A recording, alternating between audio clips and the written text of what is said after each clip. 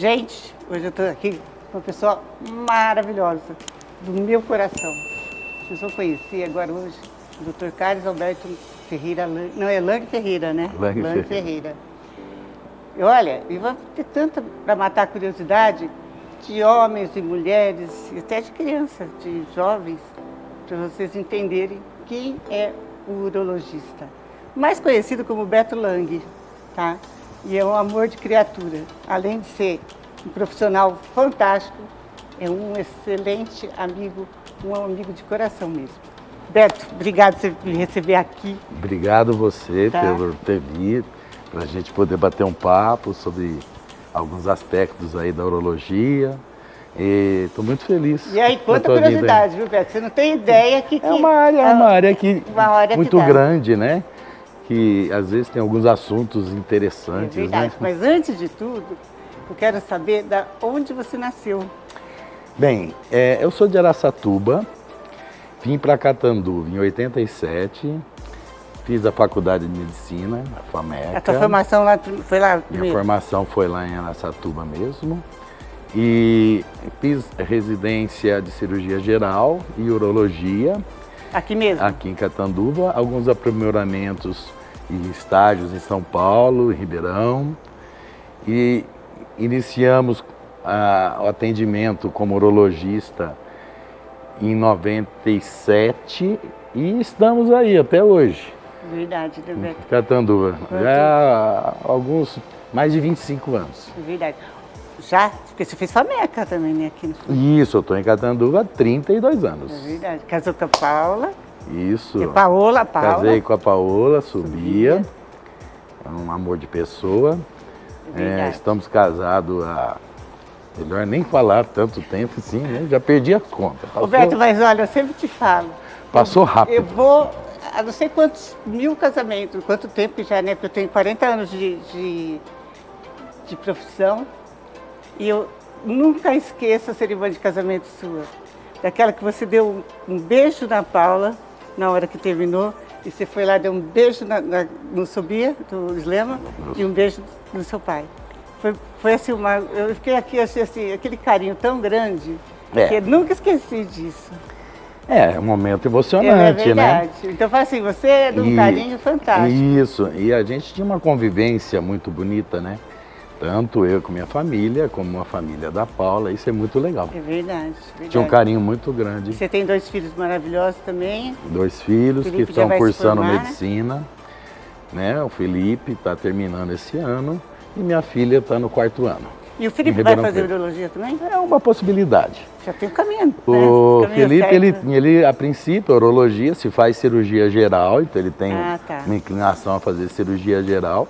E após 3 anos, aí ele toma uma decisão sobre alguma especialidade. Não sei, eu acho que é cedo para falar, essa decisão é dele, né? O Beto, o que é ser urologista? O que você atende? Quem é o urologista? Bom, urologista é o médico, é uma área cirúrgica que cuida principalmente de todo o sistema urinário masculino e feminino, mais a parte genital masculina, ou seja, alterações penianas, alterações testiculares, então toda a parte sexual masculina, então trato urinário masculino e feminino e mais a parte genital masculina no caso. Olha, tinha um tabu, né? Muito de se falar em ginecologista, urologista, a parte sexual, a parte feminina, a parte masculina. Hoje está muito melhor, né? Da gente poder discutir os assuntos, né? Isso. Hoje eu acho que em qualquer televisão se discute diversos assuntos de forma muito mais aberta, né? Principalmente do ponto de vista sexual. Esse trato mais natural com relação à parte de sexualidade e alterações na função sexual faz com que hoje os pacientes procurem com mais facilidade. Ainda tem aqueles que são arrastados pela esposa, pela noiva, pela namorada, quando tem algumas alterações, que relutam, mas a gente vê um índice muito maior de pacientes interessados, procurando e sem tanto preconceito. Temos muito a melhorar, a fazer campanhas aí para isso, mas hoje é mais natural. Qual a idade que você procura um urologista? Tem uma idade? Tem uma... Bom, sendo uma especialidade que cuida do trato urinário, às vezes o urologista trata até crianças com diversos distúrbios urinários, como fimose no sexo masculino, como refluxo no sexo feminino, com mais frequência, e masculino também, alterações de válvulas, de estômago? Refluxo de urina, da bexiga para o rim. Tá. Né? Porque a gente precisa entender, porque esses refluxos causam muita infecção, né? Então existe uma atuação, desde cirurgias que a gente fala pediátricas, né? Corretivas do sistema urinário, e ao adolescente com seus distúrbios e descobertas de fimose, de alterações penianas, de frênulo curto. Após o início da vida sexual, preocupações com relação às DST. Então, assim, não existe uma idade específica para o urologista atuar, né? Muitas vezes a urologia hoje é tão grande que ela se ramifica, né? Onco-urologia. Agora para tudo, né, Beto? Tudo Isso, tem uma monte... uropediatria e tal, porque é muito vasta a área. Mas em termos de atuação, algumas patologias são pacientes com mais idades, como patologias vinculadas à próstata, à parte oncológica, e outras são comuns mesmo na infância e na adolescência. Existe uma idade, principalmente do menino, né, para começar a atividade sexual, vamos falar assim, né? Não sei como é que você fala assim. Eu acho que hoje hoje está tudo começando muito mais cedo, né? Então, não existe uma idade específica, mas nós sabemos que em termos de atividade sexual, meninos na pós-adolescência, 16 anos, né, tem capacidade, 18 anos, obviamente, né, porque aí já tem a maturidade e a fase adulta, em termos de seria maioridade, mas adolescente, 16 anos, tem capacidade de ato sexual e de, principalmente, engravidar a sua parceira, que geralmente vai ser nova. Então, essas orientações com relação não só a essa parte, como também as doenças sexualmente transmissíveis, que nessa faixa, muitas vezes, se existe mais promiscuidade, é muito importante. Doenças venéreas, o HPV hoje é uma epidemia. O HPV hoje ele tem um crescente muito grande, e para a mulher existe um risco muito grande. O HPV tem uma correlação com câncer de colo de útero. E a mulher procura você quando é urologia? Não, a mulher procura o ginecologista. O homem procura o urologista quando tem esse tipo de lesões. Tá, e quando que a mulher te procura? A mulher tem uma facilidade muito maior de ter infecção urinária. Então, quando se trata de infecção, é muito frequente a mulher procurar o urologista. Pode até procurar o ginecologista quando o ginecologista sente que tem alguma alteração causando essa infecção. Geralmente ele encaminha para o urologista fazer esse tipo de pesquisa. Exames de endoscopias da bexiga, exames para ver refluxo, vésico, renal, né, refluxo urinário, entre outros problemas que podem ocorrer, como cálculos, como as obstruções renais que levam à infecção. Então, quando se fala em distúrbios das vias urinárias, é mais comum infecção na mulher, então há um alto índice de procura de mulheres com urologista, sim. Ah, tá. Roberto, agora, eu te perguntei da idade do jovem, né, quando começa a atividade sexual. E o homem tem um prazo de validade ou não? Existe um declínio no homem após os 50 anos, não em todos, mas existe, né? Principalmente com aquele quadro que a gente chama de andropausa. Alguns homens após os 50 anos... Existe andropausa. Só coitado da mulher que tem a menopausa, esse termo ainda está sendo consagrado. Mas andropausa é o fato de diminuir a quantidade de produção de hormônio masculino, né, de testosterona, às vezes vinculada também a hormônios tiroidianos, mas essa diminuição de testosterona causa um efeito devastador. Tem recuperação. Tem recuperação. Esses efeitos são muito clássicos, desde fraqueza muscular, sonolência, cansaço, irritabilidade, Denise. Existe uma coisa chamada síndrome do rabugento. O homem, quando pausa, ele é rabugento. Terrível. Né? Chegando a diminuição de libido e até disfunção erétil. Não, e é culpa da mulher, né? Não é culpa da mulher, é culpa do hormônio. Eles falam, porque tô com uma mulher faz não sei quantos anos, né? Isso. Não sei o que isso aqui que vai, então, perde interesse. Não existe um prazo de validade, Denise, mas pode começar a ocorrer. E a mulher ajuda muito nessa hora. Ela incentiva o paciente, o marido, a procurar o urologista, onde vai ser feito o exame. E quando existe esse quadro, muitas vezes se tem tratamento, e até simples, né? Com reposições hormonais, com orientações do ponto de vista sexual, com alguns remédios para disfunção erétil, né? Que é a incapacidade de manter uma ereção durante o ato sexual completo. Falando em disfunção erétil, teve aqui em Catanduva uma cirurgia de prótese peniana. E o que aconteceu? Eu resolvi colocar no Instagram para chamar a atenção, porque foi divulgado o nome do médico e tal.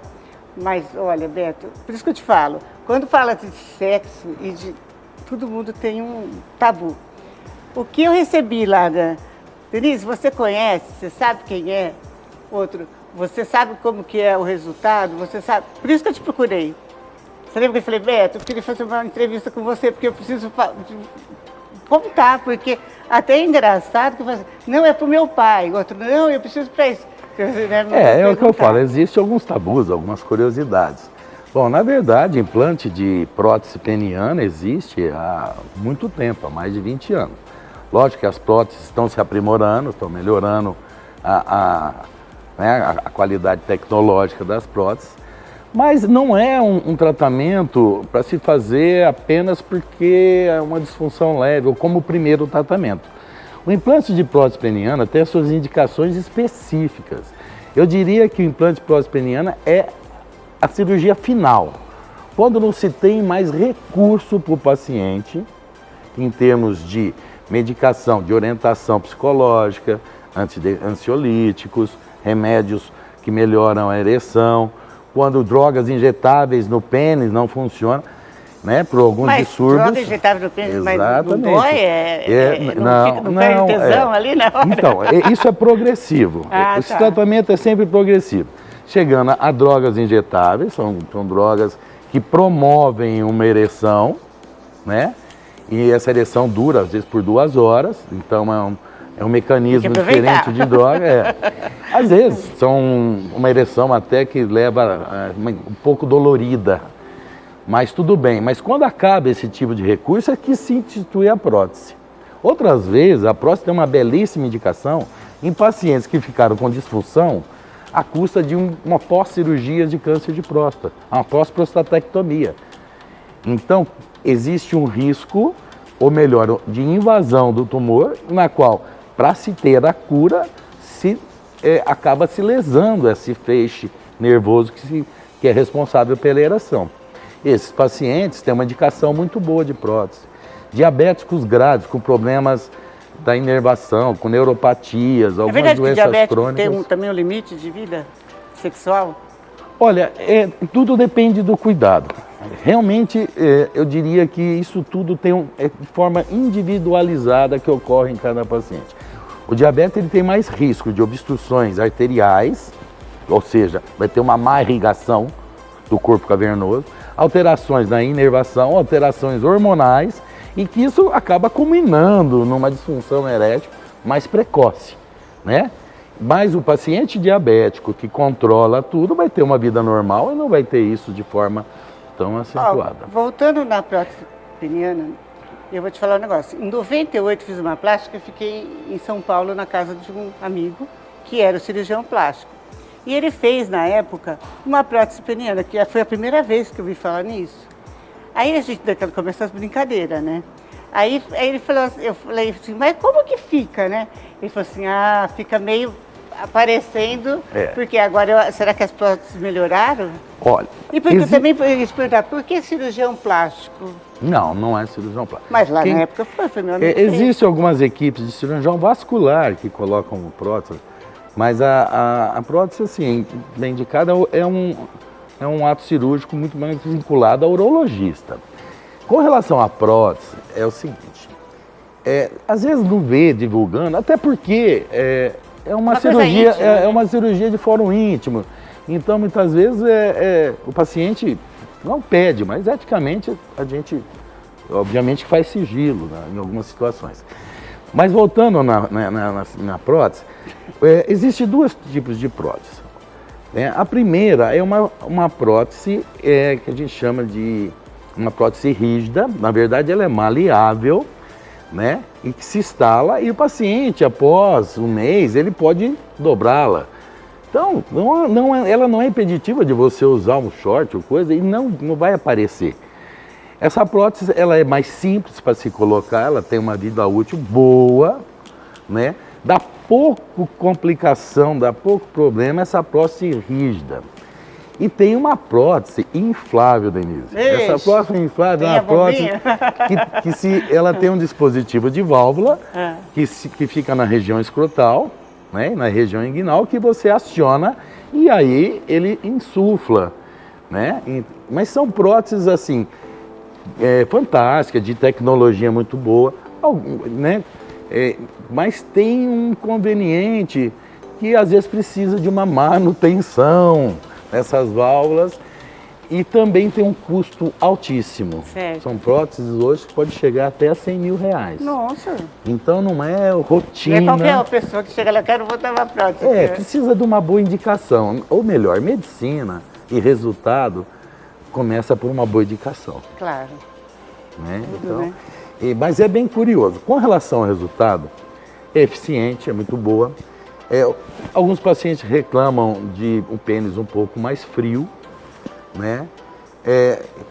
Quando o paciente tem ainda um resíduo de corpo cavernoso, se dá uma ereção muito natural, porque ele termina de encher e não fica aquela coisa bonita. Não, uma coisa tão evidente, tão artificial não, tá? O resultado é bom. Eu acho que a maioria dos pacientes tem satisfação plena com a cirurgia. Riscos existem, complicações existem, mas saber, prótese é via final, não é começo de tratamento. Você falou assim, câncer de próstata. E uma vez prótese.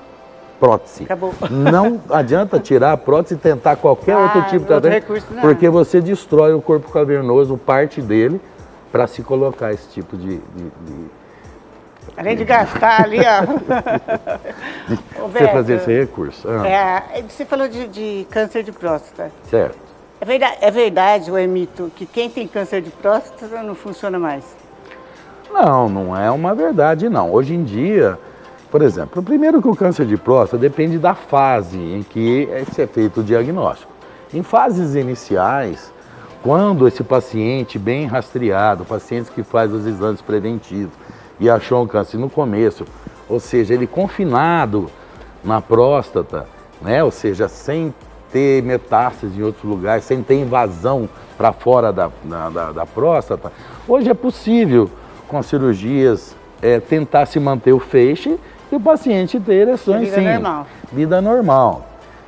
Hoje, cirurgias laparoscópio e agora até com a videorobótica veio incrementar essa cirurgia, ou seja, possibilitar detalhes, cirurgia de forma mais delicada, podendo diferenciar esses feixes.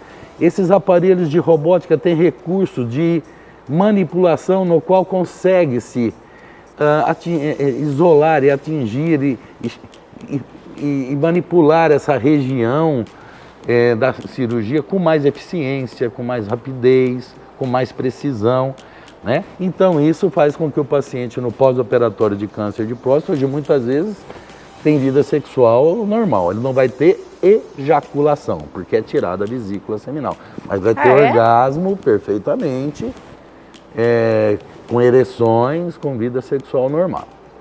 Na cirurgia de câncer de próstata é retirado próstata e a vesícula seminal, né, e alguns gânglios da área ali para se fazer a cura do câncer de próstata. E é eficiente? É eficiente. Hoje em dia, é uma cirurgia, quando bem indicada em fases iniciais, o índice de sucesso de cura chega acima de 95%. Já em fases avançadas, esse resultado cai bastante. Como que é o diagnóstico de câncer de próstata? Bom, o câncer de próstata, ele não tem sintoma, ele não manda aviso. Ele é extremamente silencioso, Denise. É por isso que fala que tem que visitar... Por isso que a gente orienta que quem tem histórico familiar, irmão, pais, com tios, relação hereditária, quem tem irmãs com câncer de mama, deve iniciar os exames preventivos aos 45 anos. Quais são os exames preventivos? Um exame de sangue, que é o PSA, que é uma proteína prostática, que é dosada, e o toque retal. Né? Eu diria que um complementa o outro. Tá? Um grau de confiabilidade de um PSA chega a 75%, de um toque 80%. Fazendo-se os dois, nós temos em torno de 95% de dizer esse paciente pode parar por aqui, ou ele vai avançar fazendo uma biópsia. Então, quando se vê alteração, se faz a biópsia. Quem não tem histórico familiar de câncer de próstata, esse homem iniciaria aos 50 anos, fazendo esses exames. Quando o urologista percebe uma alteração e vê a necessidade de progredir, é feito um encaminhamento para um ultrassom prostático, biópsia prostática, ressonância magnética e esses resultados vão dizer se esse paciente tem um câncer em fase inicial, se confirma um câncer. Em fases iniciais, lógico, se individualiza o tratamento pela idade, pelas comorbidades que o paciente tem, que são as doenças relacionadas, né? Mas esse tratamento, então, na maioria das vezes, ele é cirúrgico. Em pacientes em grau avançado do câncer de próstata, esse tratamento já é um tratamento hormonal e não cirúrgico. É um tratamento que você desacelera o crescimento, mas não cura. E nesse meio termo existem algumas variações, como radioterapia, que pode ser feita, que o índice do sucesso é grande, braquiterapia, que é a implantação de sementes radioativas na próstata, mas é um tratamento extremamente individualizado para cada caso, para cada idade, para cada estágio em que você achou essa próstata e o estado geral desse paciente. Roberto, sabe que eu esqueci de perguntar, que nós estávamos falando de ereção lá, esses remédios para ereção, vale para quem? Bom, primeiro, a disfunção erétil, ela não tem só fator de idade, só fator hormonal. A disfunção erétil, as causas de disfunção erétil mais conhecidas são, tudo bem, vascular, irrigação peniana, inervação, interação medicamentosa, então remédios ansiolíticos, antihipertensivos, remédios anticonvulsivantes, pode pegar um paciente jovem trauma também, e ter dificuldade, né? Trauma emocional, só que aí interações medicamentosas. Outro fator é o fator hormonal, como a gente já disse, mas o mais comum e a maior causa ainda é o fator que a gente chama de psicogênico, é um fator de estresse, de ansiedade. Eu diria que 75% dos pacientes com disfunção erétil não tem fator orgânico, e sim fatores de estresse. Ou seja, o próprio medo da dificuldade de ereção que teve na última vez leva a estresse, liberação de adrenalina, ansiedade, e ninguém tomando um susto consegue ter uma ereção. Esse paciente ele chega como se tivesse tomado um susto na hora do ato sexual, né? E para todos esses casos tem tratamento. Então, esse tratamento às vezes pode ser desde remédios para ansiedade, associado aos remédios que facilitam o fluxo sanguíneo. Que no caso essas drogas. Azulzinho. Exatamente. Se trata de sildenafila, tadalafila, né? Então são muito usados hoje, que também esse tratamento deve ser individualizado, é o que eu falo. Muitas vezes pode ter fator ansioso, com dificuldade também de alterações vasculares, tratamentos psicológicos, então a gente individualiza muito esse tratamento. Mas são remédios fantásticos que estão aí, com boa orientação, podem ser usados, nem todo mundo pode usar, tá? Principalmente quem toma alguns remédios para a parte cardiológica, como são os nitratos, é muito perigoso fazer uso dessas medicações, então deve ser conversado com o seu médico, com o seu urologista de confiança, para individualizar esse tratamento. Mas estão aí, são fantásticos, foi uma grande descoberta do século. Tem uma coisa também que às vezes a gente vem falar, a gente conversa, né, Beto? A gente ri, fala bobagem, vai, aí fala assim, nossa, brochei no primeiro encontro, né? Isso depois tem salvação? Bom. Mas aí acho que é uma parte mais... Isso é uma parte individual dessa parteira, da parceira, se tem salvação. Né? Acho que vai ter... Mas o que é parceira? Não, acho que nada, não, se tem salvação do relacionamento, você está dizendo? Não, de não brochar mais. Ah, sim, deu errado, procura seu médico, inicia um tratamento. Eu achei que era da relação, falei, aí no caso... Aí é aí eu falei, aí precisa conversar com esse casal. Se vai ter a segunda chance, mas isso aí é perfeitamente tratável. Hoje em dia, difícil o caso é que não tenha uma resposta ao tratamento, tá? Eu acho que os homens estão procurando de forma mais fácil. Isso que eu tô te falando, tá mais os remédios são cada vez mais eficientes. Nós só podemos individualizar a medicação para cada caso, né? Com interações hormonais hoje de reposições boa. Então, essa parte sexual aí hoje em dia, se tem muito sucesso do tratamento simples, tem que encarar isso de forma bem simples e iniciar o tratamento o mais rápido possível quando você está nessa situação. Roberto, você sabe que isso aí foi assim, já que teve na minha família, que parte rim. Ah, tá. Você lembra que eu tive o marido e tive meu pai, que você cuidou deles também. E agora sim, como que você também cuida do rim? Como é que tem que fazer? Tem alimentação, algum problema de... Bom, quando a gente fala de fazer exames periódicos, existe dentro dos exames metabólicos, exames de função renal, né? Alterações. Muitas vezes a gente pede exames de imagem para ver se o rim tem alguma alteração, tanto do ponto de vista de risco de tumores, tal, de cálculos renais, que é comum demais. A frequência hoje em dia, com essa alimentação rica de sódio, uma baixa hidratação, num país trópico, com calor, que a pessoa transpira e ingere pouco líquido. Mulher, principalmente, não gosta de beber água. Deus me livre, gente. Né? Como que é difícil tomar essa água? Muita água para uma pessoa só. Nem em exames periódicos é abordado, né? Toda essa parte de função renal. E quando essa função renal está alterada à custa de um quadro obstrutivo ou de um quadro de lesão tumoral, ela é do âmbito urológico. Outras situações, a doença está na célula renal, no néfron. É onde se diferencia o nefrologista. E às vezes esse paciente tem doença na célula renal, né? Então ela talvez precise de acompanhamento com o nefrologista para diálise, né? Para outros tipos de situação. O urologista vai intervir no trajeto dessa urina formada até ela ser expelida. O nefrologista na célula renal. E a gente muitas vezes é obrigado a trabalhar junto, né? Porque também faz a diálise, né? Que é o nefro que faz, né? Hoje em dia, muitas vezes a gente recebe casos de obstruções graves, cálculos grandes, obstrutivo. Está muito frequente, né? A cólica de rim hoje, quem não conhece alguém que já teve, né? Não, graças a Deus não tive. Com todo o problema que teve em casa, não teve... Mas aí, se fala em cirurgia, hoje está o ápice, assim, a robótica.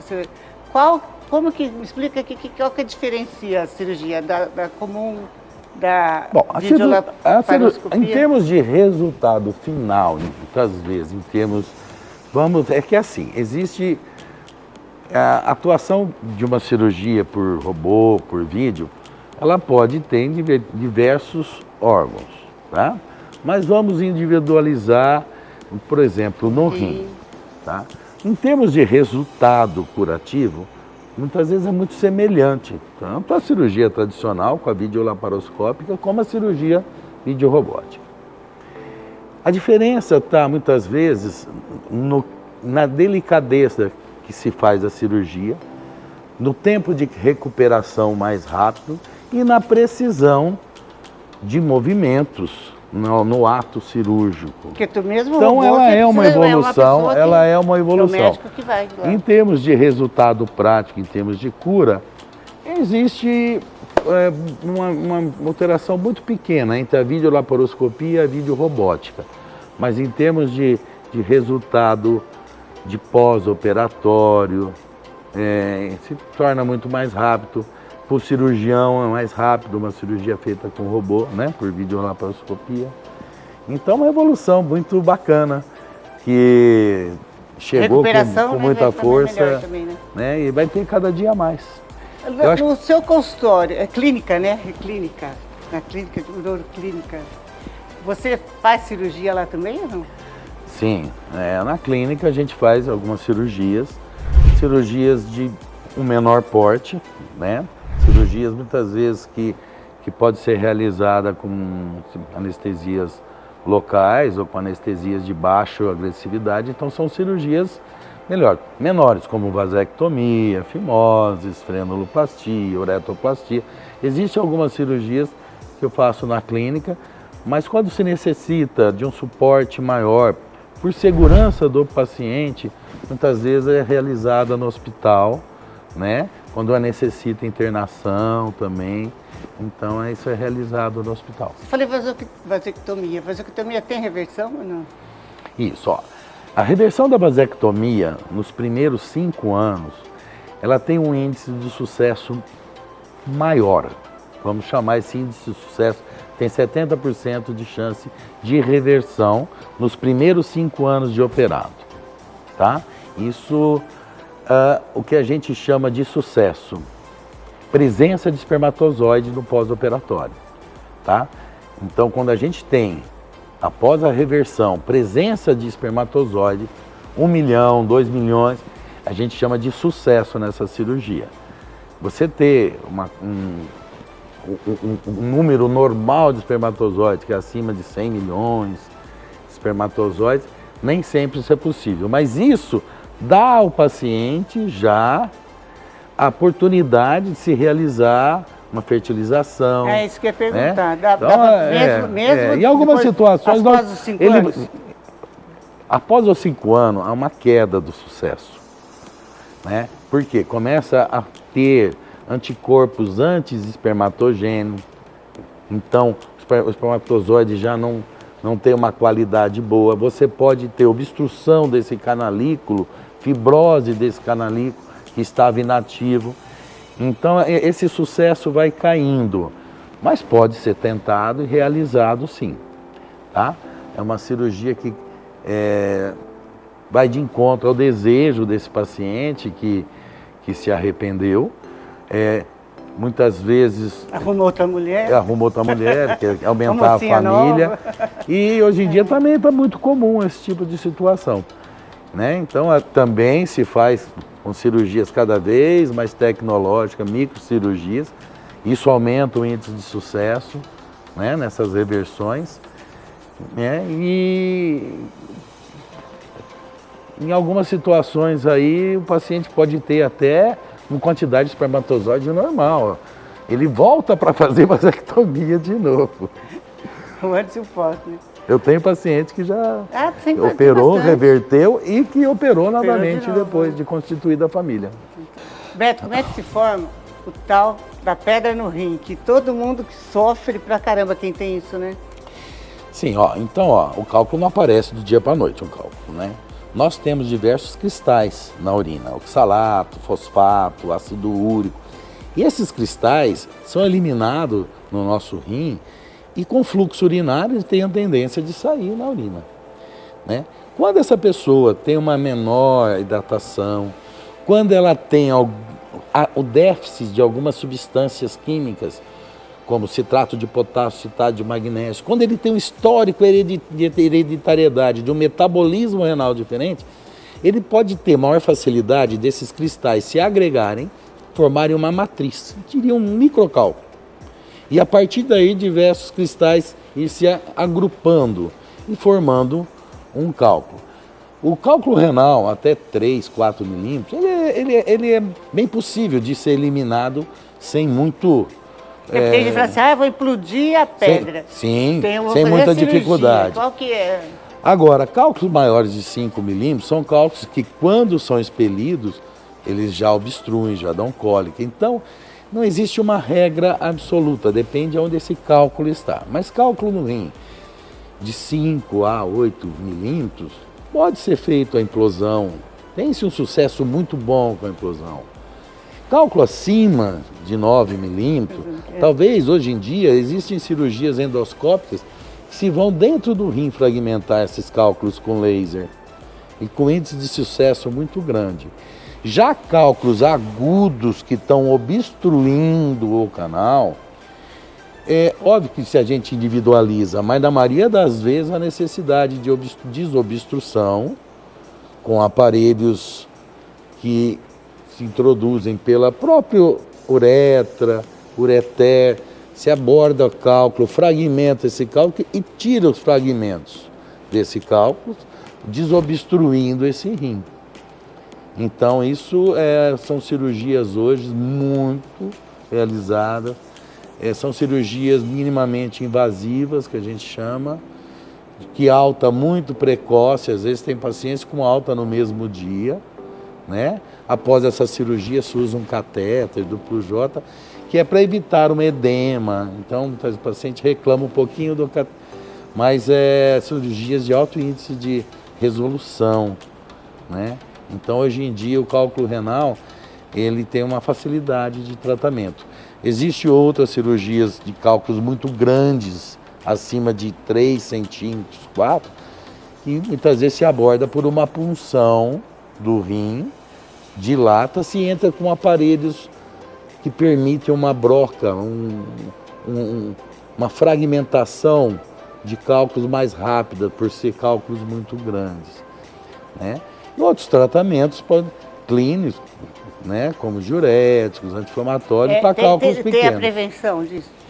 A prevenção pode ser reposto esse citrato de potássio, chás, com chá verde, então, mas tem que fazer hidratação. Tem que ter a indicação, ou né? seja, tem a indicação. Então, o paciente faz cálculo de rotina, ele pode ter um defeito metabólico, que há necessidade até de se fazer uso de alguns diuréticos para diminuir essa formação.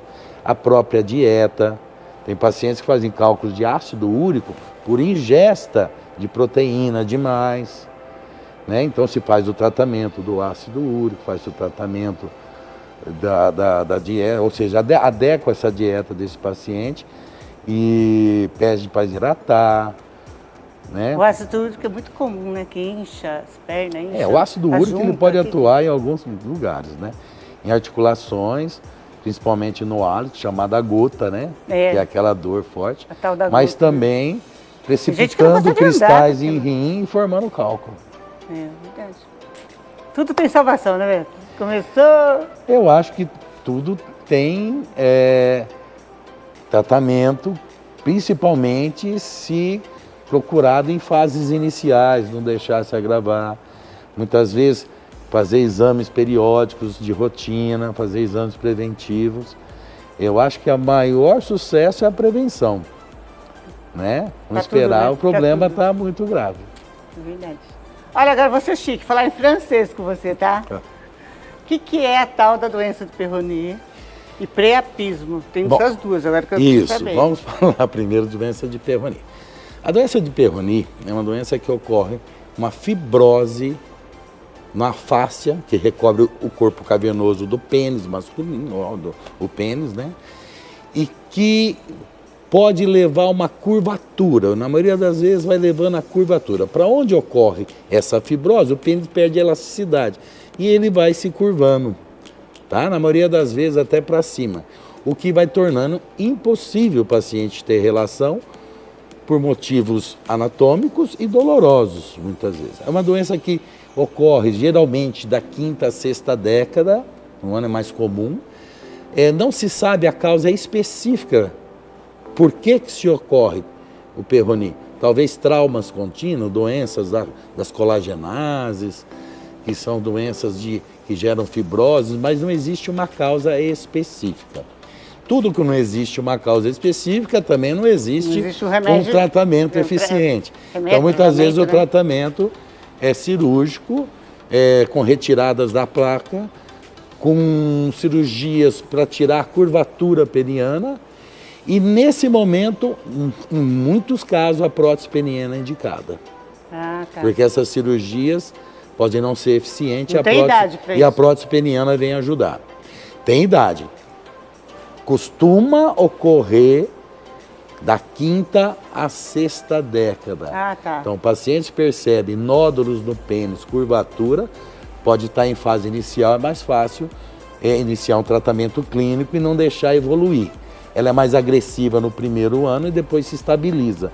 Mas se não inicia um tratamento, podem ter curvaturas penianas muito difíceis de tratar sem a instalação de uma prótese peniana. E geralmente encurta muito o pênis também, então o paciente fica bem incomodado. Então percebeu esses nódulos, esse caroço, é bom procurar o seu urologista de confiança, né? Já o priapismo é diferente, é outra situação. O priapismo é uma ereção contínua que começa a ultrapassar 2 horas sem o paciente querer ter estímulo de excitação. Isso causada por ou um fator arterial que manda muito sangue e o tênis não volta na sua parte, no seu estágio flácido, ou de uma obstrução vascular que não permite que esse sangue retorne. Então são ereções que começam a ultrapassar 2 horas, 4 horas, começam a ficar extremamente dolorosas. Isso é o priapismo. Quanto mais precoce esse paciente procura um serviço de urgência e emergência, mais rápido se tem a resposta do tratamento, que pode ser desde algumas drogas para que os vasos contraem e voltem o pênis à sua forma flácida, até cirurgias grandes de fístula, de comunicação de uma cavidade sanguínea a outra para que esse pênis se torne plástico. E que muitas vezes pode trazer disfunção erétil para sempre, sendo necessário o tratamento, que também, em alguns casos, com fibrose pós esse tipo de problema, pode ser indicado prótese peniana também. Beto, sabe o que eu pensei? E ejaculação precoce, é mais psicológico ou não?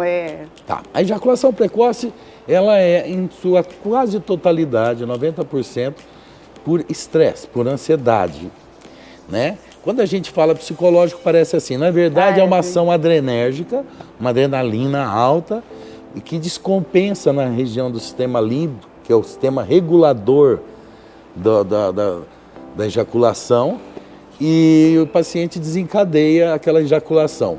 Não existe um tempo para chamar de precoce. A definição de ejaculação precoce é aquela que ocorre antes do desejo do paciente. Tá. Lógico, fica notório aquele paciente que ele ejacula muito rápido, que antes de penetrar ele já tem ejaculação. Eles falam de que nem galo, né?